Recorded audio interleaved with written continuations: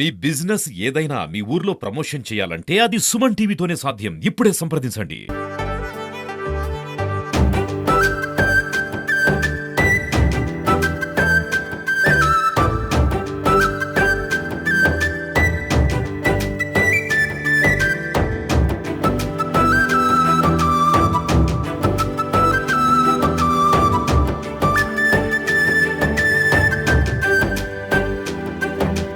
నమస్తే, welcome to Suman TV Siddipet. ఈ రోజు మనం వంటి మామిడి గ్రామంలో ఉన్నటువంటి అతిపెద్ద వెజిటబుల్ మార్కెట్ కు వచ్చాము. ఇది సిద్దిపేట జిల్లా ములుగు మండల కేంద్రానికి సంబంధించింది.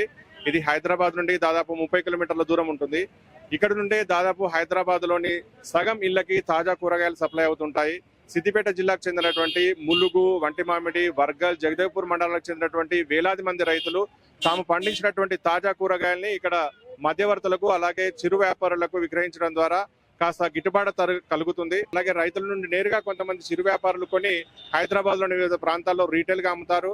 అలాగే ఇక్కడ హైదరాబాద్ లో ప్రముఖ రీటైల్ సంస్థలైనటువంటి Ratnadeep, More, Reliance fresh market లాంటి వాటి కూడా ఇక్కడ వెజిటబుల్ కలెక్షన్ సెంటర్స్ ఉన్నాయి. వారు రైతుల నుండి బైబ్యాక్ పద్ధతి ద్వారా కూరగాయలను కొనుగోలు జరిపి వాటిని వారి స్టోర్స్ లో నేరుగా కస్టమర్స్ కి విక్రయిస్తుంటారు. సో ఇక్కడికి సంబంధించి పూర్తి వివరాలు తెలుసుకోవడానికి ప్రయత్నం చేద్దాం, రండి. సో ఇక్కడ రత్నాపూర్ తండా నుండి ఒక మహిళా రైతు ఉన్నారు. వారు పండించిన కూరగాయల్ని, సోరకాయలు అలాంటి వాటిని ఇక్కడ తీసుకొచ్చి విక్రయిస్తున్నారు. వారిని అడిగి కొన్ని వివరాలు తెలుసుకుందాం. అమ్మ, చెప్పమ్మా, అంటే ఏం కూరగాయలు పండిస్తున్నారు, మీరు ఇక్కడ ఎప్పటి నుండి అమ్ముతున్నారు, మీకు గిట్టుబాటు అవుతుందా, కొన్ని వివరాలు చెప్పండి అమ్మా. సార్, ఇక్కడ అమ్మబట్టి మేము 3 ఏళ్ళు అవుతుంది.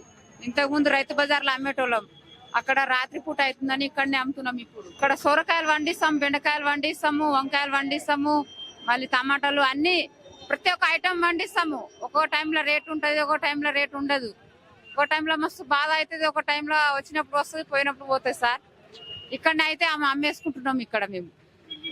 అంటే మీరు చాలా కష్టపడి కూరగాయలు పండిస్తారు కదా, అక్కడ కోతల బెడుతుంటుంది మీకు, అలాగే నీళ్ళ బెడుతుంటుంది, ఇన్ని ప్రాబ్లమ్స్ ఉంటాయి కదా. మరి ఇంత శ్రమ కోర్చి మీరు పండించినటువంటి ఈ కూరగాయలని ఇంత దూరం తీసుకొస్తే మీకు ఇక్కడ గిట్టుబాటు ధర కలుగుతుందమ్మా? గిట్టుబాటు అంటే సార్, ఇప్పుడు వర్షాకాలం, ఇప్పుడు గిట్టుబాటు లేకున్నా మేము చేయాల్సిన పని ఇదే అని చేస్తున్నాము. వేరే పని చేయలేము మేము, ఇక లాస్ అయినా చేస్తున్నాం సార్. ఇప్పుడు మీరు ఎప్పటి నుండి కూరగాయలు పండిస్తున్నారమ్మా? 20 ఏళ్ళు అవుతుంది సార్ మేము పండించి. ఇప్పుడు ఈ సోరకాయలు ఎంత ధర పలుకుతాయి? 50 రూపాయలు కవర్ అమ్ముతున్నాం సార్. ఇప్పుడు 50 రూపాయలు కవర్. మరి రీటైల్ మార్కెట్ లో 50 రూపాయలకు ఒకటి కూడా దొరకట్లేదు కదా. 30 రూపాయల నుండి 50 రూపాయలు అవుతుంది ఒక సోరకాయ. మీరు 50 రూపాయల కవర్ అంటే కష్టం కదా మీకు? మా కష్టమే సార్, ఎందుకు వేసినందుకు మేము ఇక ఎట్లయినా అమ్మాల్సిందే సార్. అమ్మా, చెప్పండి, మీరేం కూరగాయలు తెచ్చారు, ఏ ఊరు మీది, ఏమేమి విక్రయిస్తుంటారు ఇక్కడ? నర్సంపల్లి సార్. లక్ష్మి బీరకాయలు పండిస్తాం మేము. ఇక్కడికి తెచ్చి రోజు పొద్దున మార్కెట్ లో అమ్మేస్తాం. ఎంత ధర పలుకుతుందమ్మా బీరకాయలు 10 కిలోలకి? 10 కిలోలకి స్టార్టింగ్ లో అయితే 70 రూపాయలు అయింది సార్. ఇప్పుడైతే 80 రూపాయలు, 40 రూపాయలు కేజీ పోతుంది. ఓకే, అంటే మీరు మధ్యవర్తులకు అమ్ముతారా లేకపోతే మీరే ఇక్కడ కూర్చొని అమ్ముకుంటారా? కూర్చొని అమ్మం సార్, మధ్యవర్తులు వస్తే వాళ్ళకి అమ్మిస్తాం. యువ రైతు చందు కూడా ఉన్నారు, ఇబ్రాహీంపట్నం నియోజకవర్గం చెందిన నాదరగుడి ప్రాంతం నుండి. వారు అక్కడ దోస, కీర దోస లాంటివి ఎక్కువగా పండిస్తారు. వాటిని కూడా ఇక్కడ విక్రయించడానికి వెళ్ళినటువంటి అవకాశాలను పరిశీలించడానికి వచ్చారు. వారితో మాట్లాడదాం. చెప్పండి చందు గారు, మీరు నాదరగుల్లో అంటే ఎలాంటి కూరగాయల్ని పండిస్తారు? మరి ఈ రోజు ఇక్కడ అంటే ఏ విషయం మీద ఇక్కడికి వచ్చారు? నేను సాధారణంగా కీర ఉన్న దోసకాయ పండిస్తాను. ఇక్కడ బీరకాయ ఉన్న కాకరకాయ, పందిర్ల మీద బాగా క్వాలిటీ వస్తాయంటే వాళ్ళ రైతుల్లో మాట్లాడదామని కనుక్కుందామని ఇక్కడికి వచ్చినాను. అంటే ఆ ప్రాంతంలో మీకు ఎల్బీ నగర్ లో అతిపెద్ద మార్కెట్ ఉంటుంది, అక్కడికి ఇక్కడికి తేడాలు ఏమున్నాయంటే రేట్ల పరంగా ఏమన్నా తేడా అనిపిస్తుందా? తేడా ఉంటది. ఇక్కడ ఏంటంటే ఫ్రెష్ గా అమ్మితే మేము ఎక్కువ రేట్ వచ్చే ఛాన్స్ ఉందంటే ఇక్కడ కనుక్కోవడానికి వచ్చినాము. అక్కడ అనేది మనకి పొద్దున మార్కెట్ కాదు అది. పొద్దున ఇవాళ తెంపితే సాయంత్రం నైట్ వరకు అక్కడికి వెళ్తుంది. మళ్ళీ పొద్దున వాళ్ళు మార్కెట్ చేస్తారు. అంటే ఇక్కడ 1 డే వేస్ట్ అవుతుంది. అందుకని చెప్పేసి ఇప్పుడు ఫ్రెష్ వెజిటేబుల్స్ వల్ల ఏమైనా రేట్ ఎక్కువ వస్తుందా లేదా కనుక్కోవడానికి వచ్చాను ఇక్కడికి. అయితే ఇంకెవరన్నా రైతులు ఏమన్నా కనబడితే వాళ్ళతో కనుక్కొని ఇక మరి ఎట్లుంది మాకు కూడా వర్కౌట్ అయితే మేము కూడా ఇక్కడికే మా కూరగాయలు ఇక్కడికి తీసుకొద్దామనే ఆలోచనతో ఇక్కడికి వచ్చాము. అంటే ప్రధానంగా రైతులు వరి వైపు మొగ్గు చూపుతారు. మనకి నీటి వసతులు ఎక్కువగా ఉన్నాయి. అక్కడ కూరగాయలను పండించాలంటే కొద్దిగా శ్రమతో కూడుకున్న పని. అలాగే వాటిని విక్రయించడం కూడా ప్రతిరోజు శ్రమ కోర్చాల్సి వస్తుంది. అలాంటి సందర్భంలో కూరగాయలు పండిస్తే రైతులకి గిట్టుబాటు అవుతుందా? అవును, ఈ కూరగాయలు అనేది చాలా వర్కౌట్ అవుతుంది అండి. కాకపోతే ఏంటంటే మనమే సొంతగా మార్కెటింగ్ చేసుకునే ఒక ఆలోచనతో ఉంటే అది ఖచ్చితంగా వర్కౌట్ అవుతుంది. పంటలు కాకుండా కూరగాయలను పండించడానికి రైతులకు ప్రభుత్వం ఎలాంటి ప్రోత్సాహం ఇవ్వాలని మీరు కోరుకుంటున్నారు? అంటే మెయిన్గా టెక్నాలజీ అండి. ఇప్పుడు ఒక 5 ఎకరాల నుంచి ఒక 10 ఎకరాల ఉన్న రైతుకి ఉన్న ట్రాక్టర్ కానీ, ట్రాక్టర్ మీద సబ్సిడీ కానీ, ఎక్విప్మెంట్ మెయిన్ ఎక్విప్మెంట్ ఉంటే సొంతగా ఒక్కలే ఒక 5 ఎకరాలు 10 ఎకరాలు చేసుకోవచ్చు. ఈ ప్లాంటేషన్ కానీ, ఏదైనా మధ్యలో ఇంటర్ కల్టివేషన్ కానీ ఏదైనా సొంతగా చేసుకునే ఉంటాయి. ఇప్పుడు కూలీలు కూడా ఎక్కువ రావడానికి ఇంట్రెస్ట్ చూపెట్టలేరు, మళ్ళీ కూలీ ఖర్చులు కూడా ఎక్కువైపోతున్నాయి. అలాంటప్పుడు మనకి ఎక్విప్మెంట్ టెక్నాలజీ అది అందుబాటులోకి వస్తే చాలా ఉపయోగకరంగా ఉంటుంది. శ్రీనివాసరావు గారు చెప్పండి, మీరు ఎలాంటి కూరగాయలు పండిస్తారు, ఇక్కడ ఎప్పటి నుండి విక్రయిస్తున్నారు, ఇక్కడ విక్రయించడంతో మీకు గిట్టుబాటు అవుతుందా? గిట్టుబాటు అవుతుందండి బాగానే. చాలా దగ్గర ఇది ఇంచుమించు తగ్గితే 10 సంవత్సరాల నుంచి అమ్ముతున్నాను ఇక్కడ, 15 సంవత్సరాల నుంచి బాగానే ఉందండి, గిట్టుబాటు బాగా. సో మరి కూరగాయలని ఇక్కడ విక్రయించడానికి బదులుగా ఇంతకుముందు మీరు వేరే చోట ఏదైనా ప్రయత్నించారా? అప్పటికి ఇప్పటికి తేడా ఏముంది?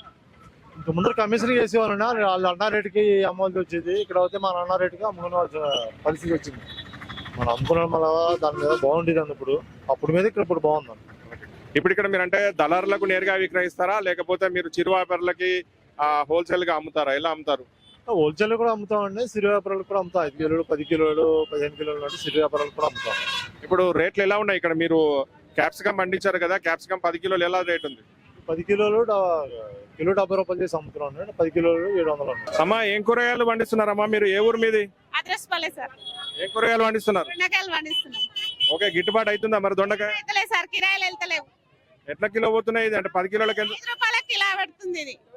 మరి మార్కెట్ లో, బహిరంగ మార్కెట్ లో 20 రూపాయలు 25 రూపాయలకు పావు కిలో. లేదు లేదు లేదు, మాకు అసలు మా తానే కొనబోతున్నారు, వాళ్ళు బతుకుతారు. మాకు 200 పెట్టినందుకు 20 కిలోల కవరకు 150 ఇస్తావా అంటాడు. నేను వాటా కిరాయి ఏమి ఇవ్వాలి, నేనేం కొనుక్కోవాలి ఇంటికి?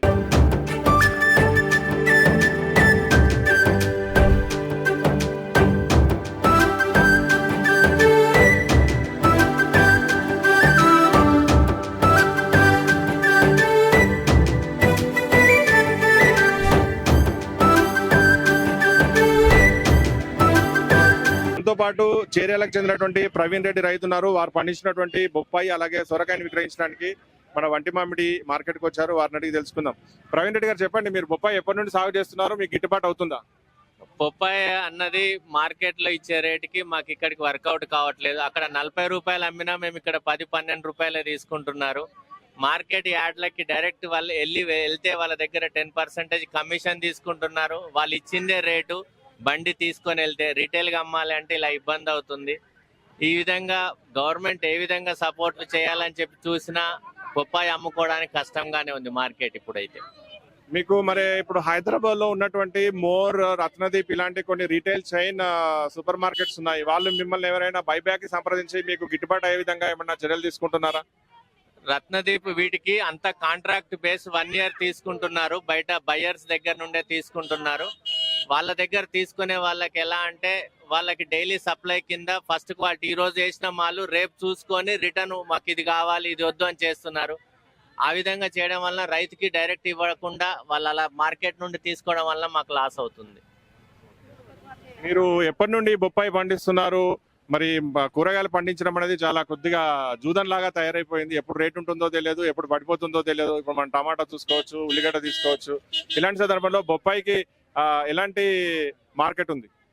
సార్, వ్యవసాయం చేస్తే పిల్లలకి గవర్నమెంట్ స్కూల్లో తప్పించి ఎక్కడ చదివించుకోవడానికి కూడా లేదు సార్. నేను 20 ఎకరాల రైతుని, కానీ వ్యవసాయం నేను 10 సంవత్సరాల నుంచి చేస్తున్నాను. నాకు బిజినెస్ ఉంది. బిజినెస్ వదిలేసి ఇంట్రెస్ట్ గా వ్యవసాయంకి వచ్చేసేసి బ్యాంక్ లోన్స్ తీసుకొని ఇవన్నీ ప్రాసెస్ చేశాను. కానీ ఏమీ లాభం లేదు. లాస్ట్ కి పెట్టిన ఈఎంఐ కట్టడానికి బ్యాంక్ లో వెళ్ళట్లేదు. ప్లస్ ఇక్కడికి వచ్చి అమ్మితే ఏం లేదు. కూరగాయలు అమ్ముకుంటే 5 రూపాయలకు కూడా సొరకాయ వెళ్ళలేని పరిస్థితి. ఇక్కడికి తీసుకొని వస్తే ట్రాన్స్పోర్ట్ ఏం కావాలి, లేబర్ ఏం రావాలి. ఇది మా పరిస్థితి. వ్యవసాయం చేయడం బంద్ చేయడం బెటర్ అని అనుకుంటున్నాను. నా సలహా అయితే అదే. అంటే సాధారణంగా గ్రామాల్లో కూలీల కొరత ఉంటుంది. మరి అలాంటిది కూరగాయల విషయానికి వస్తే కొద్దిగా కూలీల అవసరం అనేది చాలా ఉంటుంది. మరి మీ ఊర్లో ఎలాంటి పరిస్థితులు ఉన్నాయి? మీకు ఎలాంటి ఇబ్బంది ఎదురవుతుంది? కూలీలు రావడానికి 300 రూపాయలు ఒక లేబర్ ఆడవాళ్ళకి కూలీ తీసుకుంటున్నారు. ఆటో ఛార్జ్ సపరేట్, అది ఒక 100 రూపాయల వరకు పడుతుంది. 400 రూపాయలు పడుతుంది. 400 రూపాయలు పడితే కూరగాయలు తెంపడానికి రావాలంటే వాళ్ళు 2-3 గంటలే తెంపాలి. మార్కెట్ కి 8-8:30 మార్నింగ్ వస్తే తప్ప మాకు ఇక్కడ అమ్ముకోవడానికి కుదరట్లేదు. 10:30-11 కల్లా మార్కెట్ అయిపోతుంది. సాయంకాలం మార్కెట్ యార్డ్ లో ఇక్కడ వీళ్ళు అమ్మనివ్వరు. ఓన్లీ మార్నింగ్ అమ్మాలి అంటారు. కొంతమంది బయర్స్ కొనేసి వచ్చి కూడా ఇక్కడ అమ్ముతున్నాయి ఉన్నాయి. అట్లాంటి వాటికి రైతు అనేది తట్టుకోవట్లేదు. జెన్యున్ గా గవర్నమెంట్ చెయ్యాలి అని అనుకుంటే రైతుకి పాస్బుక్ ఉన్న వాళ్ళకి పాస్లు ఇవ్వండి, డైరెక్ట్ అమ్ముకోవడానికి జెన్యున్ గా పెట్టండి, మార్కెట్ కమిటీ వాళ్ళు కానీ ఎవరు కానీ. అప్పుడు రైతు అనేవాడు అమ్ముకోవడానికి వస్తుంది. 10 లక్షలు 20 ఎకరాలు చేసిన రైతుకి రైతు కూలీకి సంవత్సరానికి 15 లక్షల నుంచి 20 లక్షలు పంచుతున్నాము. అటువంటిది ఒక గవర్నమెంట్ రైతుకి ఇచ్చే సబ్సిడీలు ఏమి ఇస్తున్నాడు? ఎక్కడా ఇవ్వడు. ఇచ్చేది రైతుకి ఎంతసేపు వచ్చేసేసినా రైతుకి మేము ఇది చేసాం అది చేసామని పేపర్లో చూపిస్తున్నాడు. 2 ఎకరాలు ఉన్న రైతు ఒక బండి వేసుకొని కిరాయికి తీసుకొని ఇక్కడికి రాడు. ఇక్కడికి బండి రావాలి 60-70 కిలోమీటర్లు అంటే 4,500 కిరాయి అవుతుంది. మనతో పాటు ములుగుకు చెందినటువంటి మరొక రైతు బాలరాజు గారు ఉన్నారు. వారు టమాటోతో పాటు అలాగే పొట్లకాయ ఇలాంటి కూరగాయలను కూడా పండిస్తూ ఇక్కడ విక్రయిస్తుంటారు. వారిని అడిగి తెలుసుకుందాం. చెప్పండి బాలరాజు గారు, మీరు ఎలాంటి కూరగాయలు పండిస్తారు, ఎప్పటి నుండి ఇక్కడ విక్రయిస్తున్నారు, మీకు ధర గిట్టుబాటు అవుతుందా? మేము రైతు బిడ్డమే. మేము చిన్నప్పటి నుంచి కూడా మేము కూరగాయలు పండిస్తున్నాము. టమాటా, చిక్కుడు, పొట్లకాయ అన్న కూరగాయలు అన్నీ పండిస్తామండి. ఎప్పుడైనా ఇక్కడికి మన వంటిమామి మార్కెట్లో తీసుకొచ్చి విక్రయిస్తాం. అంటే ఇప్పుడు టమాటా జనరల్ గా మీకు ఎండాకాలంలో ఎక్కువ రేటు పలుకుతుంది కదా, మరి వర్షాలు పడ్డాయి, ఇప్పుడు ఏమైనా తగ్గిందా? టమాటాతో ఏమైనా గిట్టుబాటు అవుతుందా లేదా? తగ్గిందండి. ఇంతకు ముందుకు 1400, 1800 దాకా వలికిన ధర 1 వీక్ లో ఏకదం డౌన్ అయిపోయింది. ఇప్పుడు 550కి అమ్ముకునే పరిస్థితి మాకు వచ్చింది. మరి అలాగే కూరగాయలను పండించి అమ్మడం కూడా ఒక జూదం లాంటి ప్రక్రియ అయిపోయింది. సో మరి రైతులకు గిట్టుబాటు అవుతుందా? గిట్టుబాటు కావాలంటే ప్రభుత్వం ఎలాంటి వసతులు కల్పించాలి మీకు? రైతులకు గిట్టుబాటు ధర కలిగించాలంటే కొంచెం మార్కెట్లో అన్ని వసతులు మార్కెట్ యార్డ్ చూసుకోవాల్సి వస్తుంటది. ప్రభుత్వం దీన్ని చొరవ తీసుకొని మామిడి గ్రామానికి సంబంధించిన తాజా మాజీ సర్పంచ్ గారు మహేష్ యాదవ్ గారు ఉన్నారు. వారు కూడా వివిధ రకాల కూరగాయలు పండిస్తూ ఈ మార్కెట్ ద్వారా అమ్ముతా ఉంటారు. వారిని అడిగి కొన్ని విషయాలు తెలుసుకుందాం. చెప్పండి మహేష్ యాదవ్ గారు, మీరు ఎలాంటి కూరగాయలు పండిస్తారు, ఇక్కడ ఎప్పటి నుండి అమ్ముతున్నారు, ఇక్కడ అమ్మడం ద్వారా మీకు గిట్టుబాటు అవుతుందా? ఇక్కడ ఒంటిమామిడి మార్కెట్ ఏఎంసీ చైర్మన్ గారు ఇంతకుముందు జాయిర్ భాయ్ గారు ఉండే. మంచి మాకు ఫార్మర్స్కు చాలా మందికి ఉపాధి అమ్ముకోవడానికి ఫార్మర్స్ మన రైతు బజార్ నుంచి వచ్చి అంగళ్ళ వచ్చి చాలా మందిగా మాకైతే ఫార్మర్స్కి అయితే మంచి గిట్టుబాటు ధర ఉంది. మాకు ఇంకా ఇట్లా రోడ్ల మీద కాకుండా మాకు మంచిగా రైతు బజార్ కట్టియాలని మా విలేజ్ తరఫున మా మండల తరఫున అందరినీ కోరుతున్నాను నేను. మరి మీరు 5 సంవత్సరాలు సర్పంచ్ గా పనిచేశారు. ఇదే ఊరు, ఇంత పెద్ద మార్కెట్ ఇక్కడ ఉంది. హైదరాబాద్ కి దాదాపు సగం జనాభాకి ఇక్కడ నుండే కూరగాయలు వెళ్తుంటాయి కదా, మరి మీరు ఈ మార్కెట్ ని మరింతగా అభివృద్ధి చేయడానికి మీరు ప్రజాప్రతినిధులకు ఏమైనా వినతులు సమర్పించుకున్నారా? మేము చర్యలు తీసుకున్నామండి. ఇంతకుముందుకు ఏంటంటే లోపలికే ఇంతకుముందు చిన్న మార్కెట్ ఒంటిమామిడిలో ఉండే, ఊర్లో ఉండే. ఆ ఒంటిమామిడికి వచ్చి ఇది మార్కెట్ కొచ్చుట్లా ట్రేడర్స్ ఉంటారు కదా, మార్కెట్ పెద్ద కాంటలో కొంచెం ఇబ్బంది పెట్టి ఈ రైతులందరూ రోడ్డు మీకు ఎక్కేయడం జరిగింది. కానీ మాకు మొన్న సలహా ఏంటంటే మాకు రైతు బజార్ కట్టిస్తారని చెప్పి ఇంటిమేషన్ ఉన్నదండి. కొంచెం మాకు పొద్దుగల ట్రాఫిక్ సమస్య బాగా ఉంది. కొంచెం పోలీసులు రెస్పాన్స్ చేసి లోపల ప్లేస్ మస్తు ఉంది మార్కెట్లో. కొంచెం అందరూ రైతులు ప్లస్ కొన్నటోళ్ళు అందరూ కలిసి సహకరిస్తే మార్కెట్ ఇంకా అభివృద్ధి చెందుతుందని మా ఒక ఆలోచన. చూసారుగా, ఇది వంటి మామిడి వెజిటేబుల్ మార్కెట్ పరిస్థితి. వందలాది రైతులు పరిసర గ్రామాలు మరియు మండలాల నుండి వారు పండించినటువంటి పంటను నేరుగా ఇక్కడికి తీసుకొచ్చి చిరు వ్యాపారులకు విక్రయించి వారు అధిక ధరలను పొందుతున్నారు. రైతులైతే చాలా సంతోషం వ్యక్తం చేస్తున్నారు. వారికి మార్కెట్ వల్ల చాలా ఉపయోగాలు ఉన్నాయి. అలాగే దళారుల బెడద లేదని. కెమెరామెన్ రమేష్ తో కృష్ణారెడ్డి, సుమన్ టీవీ, సిద్దిపేట.